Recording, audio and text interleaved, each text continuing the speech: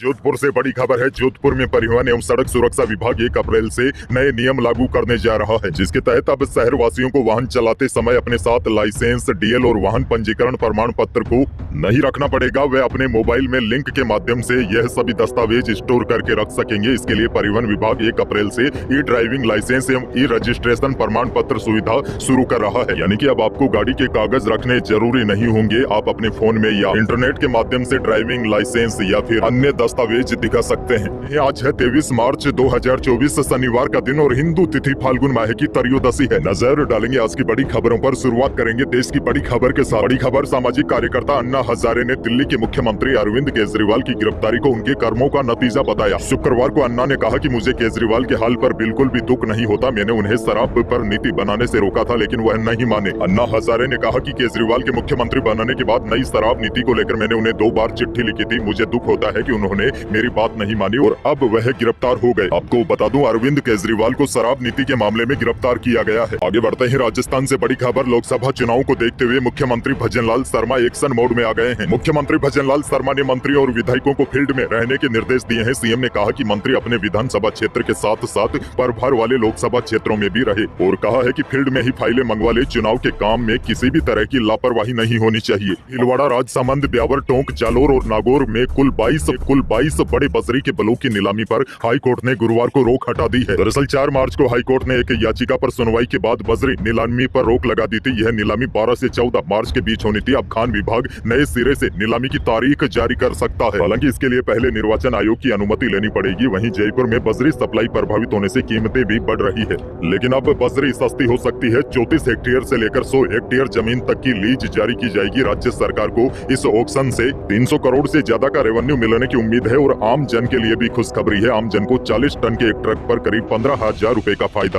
हो सकता है। आगे बढ़ेंगे बड़ी खबर। सिक्कर लोकसभा सीट से सीपीएम के अमराराम उम्मीदवार होंगे। कांग्रेस ने गुरुवार को गठबंधन के तहत सिक्कर सीट सीपीएम के लिए छोड़ने का फैसला किया है। इसके बाद शुक्रवार को सीपीएम ने अमराराम को उम्मीदवार घोषित कर दिया है। सिक्कर सीट पर बीजेपी ने लगातार 2 बार से सांसद सुमेधानंद सरस्वती को टिकट दिया है। सुमेधानंद को बीजेपी ने तीसरी बार चुनाव मैदान में उतारा है। सिक्कर सीट पर इस बार सुमेधानंद और अमराराम के बीच आमने सामने का मुकाबला होगा। राजस्थान से एक और बड़ी खबर। लोकसभा चुनाव की आचार संहिता लग गई है। इस दौरान अगर कोई व्यक्ति अपने भूखंड के एक पट्टा लेना चाहता है तो उसे जून तक का इंतजार करना होगा, क्योंकि निकाय आचार संहिता के दौरान नए आवेदनों पर निर्णय नहीं ले सकेगी। स्वायत्त शासन निदेशालय ने इस संबंध में दिशा निर्देश भी जारी करते हुए निकायों को कार्य करने के लिए कहा है। यानी कि कोई भी व्यक्ति अपने भूखंड का पट्टा लेना चाहता है तो उसे अब जून तक का इंतजार करना पड़ सकता है। वहीं देखिए, साथ ही में बड़ी खबर आपको यह भी दे दूं, क्योंकि आप कई भाइयों के लगातार कमेंट भी आते हैं कि खाद्य सुरक्षा योजना का पोर्टल कब खुलेगा। ऐसे में अब जून तक इस पोर्टल के खुलने की संभावना काफी कम है, क्योंकि आचार संहिता लगी हुई है और लोकसभा चुनाव भी काफी नजदीक है। ऐसे में संभावना है कि जून के बाद ही खाद्य सुरक्षा योजना के तहत नए राशन कार्ड वालों को जोड़ा जा सकता है। यानी कि फिलहाल जून तक पोर्टल नहीं खुलेगा।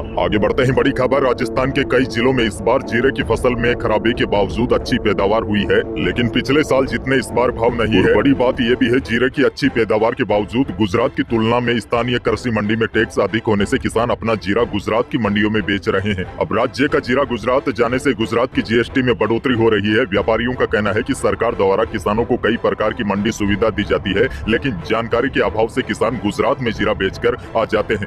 इसकी बड़ी वजह यह भी है, गुजरात की तुलना में राज्य का टैक्स 1.5 गुना ज्यादा है। ऐसे में सांचौर के अतिरिक्त बाड़मेर, जैसलमेर व बीकानेर के किसान भी जीरा बेचने के लिए गुजरात जाते हैं। इसका सीधा नुकसान राज्य की मंडियों को हो रहा है। खैर, आगे बढ़ जाते हैं। मौसम से जुड़ी बड़ी खबर है। राजस्थान में गर्मी ने तेवर दिखाने अब शुरू कर दिए हैं। बाड़मेर, जैसलमेर, बीकानेर, जालोर, जोधपुर, यहाँ पर तो तापमान 40 डिग्री तक पहुँच गए हैं। वहीं मौसम विशेषज्ञों का कहना है कि एक बार फिर मौसम पलटी मारेगा। इसको लेकर कल शाम को मैंने पूरी डिटेल के साथ मौसम से जुड़ी तमाम जानकारियां दी है। फिर भी आपको और बता दूं, 2 पश्चिमी विक्षोभ सक्रिय होंगे। दोनों काफी कमजोर विक्षोभ होंगे। फिर भी इसके असर से 24 मार्च को उत्तरी पश्चिमी राजस्थान के कुछ भागों में मौसम पलट सकता है, बादल छा सकते हैं और बाकी स्थानों पर मौसम शुष्क रहेगा। वहीं 26 मार्च में भी उत्तरी पश्चिमी राजस्थान में मौसम में बदलाव के संकेत मिल रहे हैं। 26 मार्च को भी एक वेस्टर्न डिस्टर्बेंस राजस्थान में एक्टिव हो सकता है। इस सिस्टम के असर से प्रदेश में बादल छाने के साथ उत्तर पश्चिमी राजस्थान के भागों में कहीं कहीं पर हल्की बारिश या फिर बूंदाबांदी हो हो सकती है।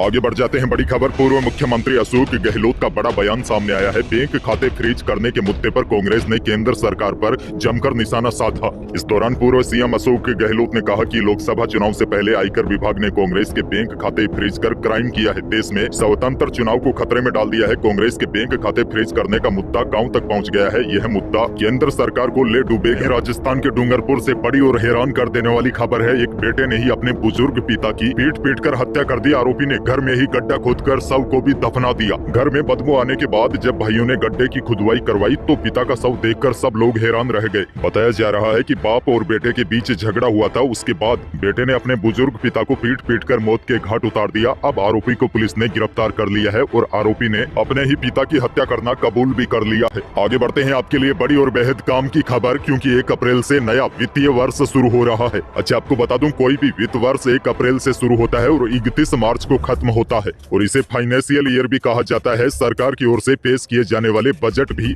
फाइनेंशियल ईयर के लिए पेश किया जाता है। यानी कि जो भजनलाल सरकार ने बजट में बड़ी बड़ी घोषणाएं की थी, वह सभी योजनाएं 1 अप्रैल से धरातल पर उतरना शुरू हो जाएगी। आपको याद होगा, राजस्थान की वित्त मंत्री दिया कुमारी ने विधानसभा में लेखानुदान पेश किया था। उन्होंने 70,000 पदों पर भर्तियां करने, गोपाल क्रेडिट कार्ड योजना के तहत 1 लाख रुपए तक का ब्याज मुक्त अल्पकालीन ऋण देने और लाडो प्रोत्साहन योजना के तहत गरीब परिवारों की बालिकाओं के जन्म पर 1 लाख रुपए का सेविंग बोर्ड देने सहित पीएम किसान योजना के तहत किसानों को मिलने वाले सालाना 6,000 रुपए को जो बढ़ाकर 8,000 रुपए किए थे। यह तमाम नई योजनाएं इसी वित्त वर्ष में शुरू होगी। हालांकि 1 अप्रैल से तो नहीं होगी क्योंकि आचार संहिता लागू है, लेकिन अब नया वित्त वर्ष शुरू होने जा रहा है तो 1 अप्रैल के बाद यह योजनाएं कभी भी धरातल पर उतर सकती है। इसको वीडियो को लाइक करना बिल्कुल न भूलिए और चैनल पर नए हैं तो सब्सक्राइब भी कर लीजिए ताकि आप अपडेट रहे बड़ी और काम की खबरों से।